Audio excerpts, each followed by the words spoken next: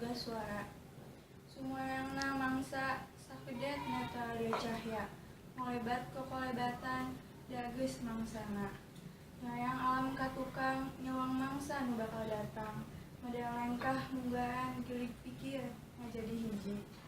Nucut parung malah bantah mipir-mipir geus leuwih bebentasan. Dageus mangsana ti Sunda jaya dibuatna.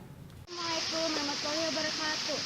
Nama abdi Kaliskan Makalina kelas 9G. Abdi bade macakeun saja kanu judulna Helai. Helai bahan cawangat nyesep oksigen. Helai bari nguliat mata geus teu bisa diajak cimarita. Pikir geus nepi ka alam nu beda.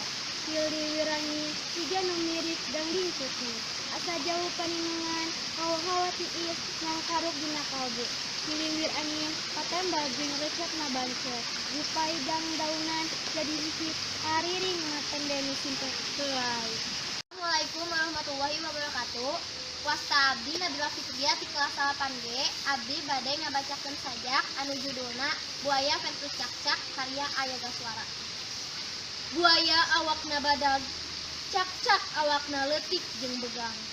Mun buaya gelut jeung cakcak, tangtuna loba milih yen nu meunang tangtu buaya. Can aya carita buaya eleh ku cakcak. Dina carita mah buaya pernah katipu ku pecang. Ku sabab kitu presiden ngumpulkeun pecang. Supaya buaya eleh ku cakcak atawa presiden ngumpulkeun pecang supaya cakcakna bisa nipu buaya sangkan eleh. Nu dipamrih pecangna soleh tong nipu presiden.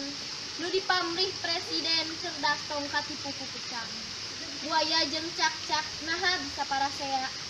Awas bisi diadu domba ku pecang nu teu tanggung jawab. Sakian, wassalamualaikum warahmatullahi wabarakatuh. Kabelit karya Ayoga Suara. Basa panon poe cekas aya hujan ngeprot. Panon jeung panon poe pateuteup milu beueus.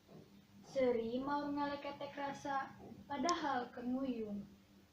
Piraku sacanggeup asirek diaurkeun meureun moal kabagean. Panon beueus pateuteup deui. Cai perih teu wasa nyalangkrung.